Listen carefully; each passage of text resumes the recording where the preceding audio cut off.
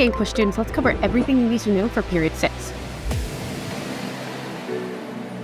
Before we start, print out the speed review sheet to help you follow along with this video. It's free and you can find the link in the description below. Right now, look at period 6. Circle any people, events, vocab, things that you might not quite remember that you know you need to focus on as we review. Once you're confident that you've mastered a topic, then you can check it off and move on to the next one.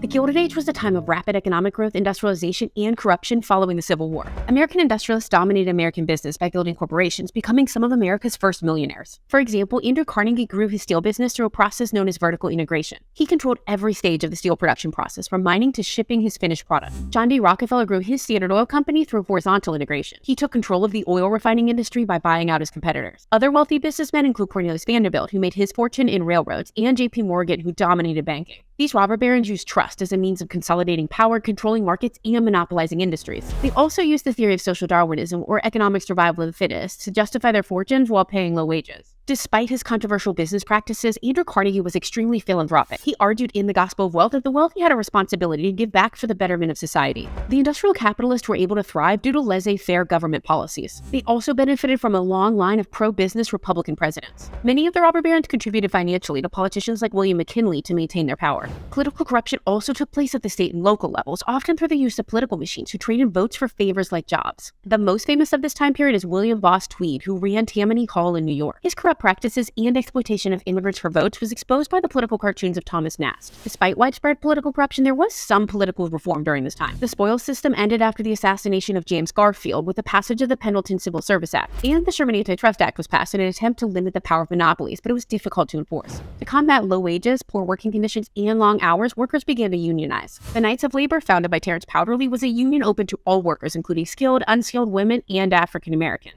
But they declined following the violent Haymarket riot. The American Federation of Labor, founded by Samuel Gompers, focused on skilled laborers and bread and butter issues like wages and working conditions. Strikes were frequent in the Gilded Age and usually occurred because of wage cuts and poor treatment of workers. Some of the largest strikes include the Great Railroad Strike of 1877, the Pullman Strike, and the Homestead Strike. They were all put down, sometimes with the help of federal troops. And the strikes of this time were generally ineffective for bringing about real change for workers. As challenges from industrialization and urbanization rose, there were calls for reform. The social gospel movement encouraged Christians, especially from the middle class, to address issues such as poverty and homelessness. Inspired by the social gospel movement, reformers like Jane Addams supported the settlement house movement. She and other college-educated women opened the Hull House in Chicago to help provide childcare, healthcare, and education for the poor, especially immigrants. And photojournalist Jacob Riis brought attention to the living conditions of the urban poor through his book How the Other Half Lives, which led to legislation in New York for improving tenement housing. Innovations such as electricity, the typewriter, and the telephone improved communication and working conditions. These inventions also increased the number of middle-class jobs. This also led to the development of streetcar suburbs as the middle class sought to escape pollution, crime, and other problems associated with urbanization. Finally, the middle class had more free time and disposable income to spend on leisure activities like attending sporting events, going to the theater, and visiting amusement parks and fairs. With the major economic changes happening in America, there were shifts in immigration and migration patterns. African Americans led a mass exodus out of the Jim Crow South, moving west for economic opportunities and political and social freedoms. Also, because of extensive job opportunities, rapid urbanization occurred in cities like New York and Chicago, as well as newer industrial cities like Pittsburgh.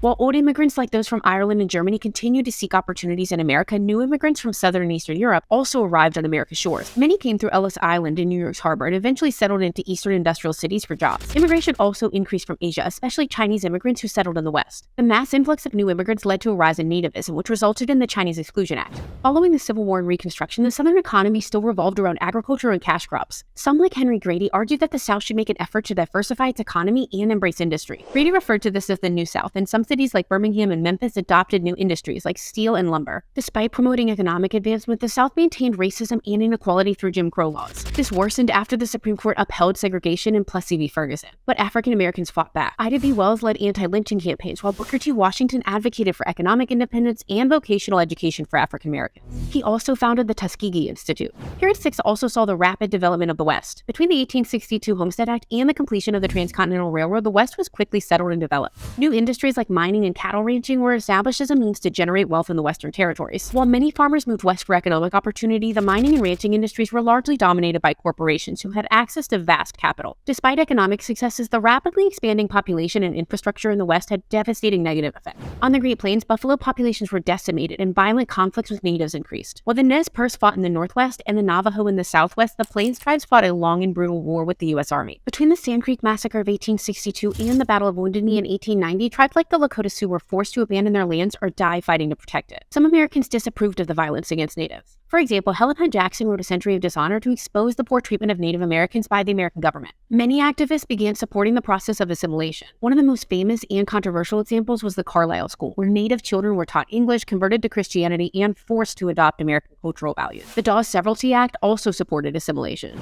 During the Gilded Age, farmers struggled with low crop prices, high shipping rates, and crippling debt, which often caused farm foreclosures. Farmers tried to combat their struggles and their exploitation by big businesses by forming farmers' alliances like the Grange. They also formed the Populist Party. Their Omaha platform supported bimetallism, the direct election of senators, a graduated income tax, and government ownership of railroads. These ideals were later adopted by the Democratic Party under William Jennings Bryan, who ran for president in 1896. Upon accepting the nomination, he famously gave the Cross of Gold speech, supporting the coinage of silver. So what does this look like on exam day? For causation, you'll be asked about the causes of the rise of big business or the effects of westward expansion. For comparison, you could see questions asking you to compare the Gilded Age reforms to the social reforms from period 4, or to compare the immigrants from the Gilded Age to the immigrants who arrived before the Civil War. And for change in continuity, you'll likely be asked about economic changes like new labor practices or business structures. Also, questions could ask about changes in the New South. Check out the APUSH Ultimate Review Packet for more help. We've got timelines, study guides, and essay practice. Follow the link in the description below for a free preview. And if you think this video is helpful, like and subscribe. Thanks for watching.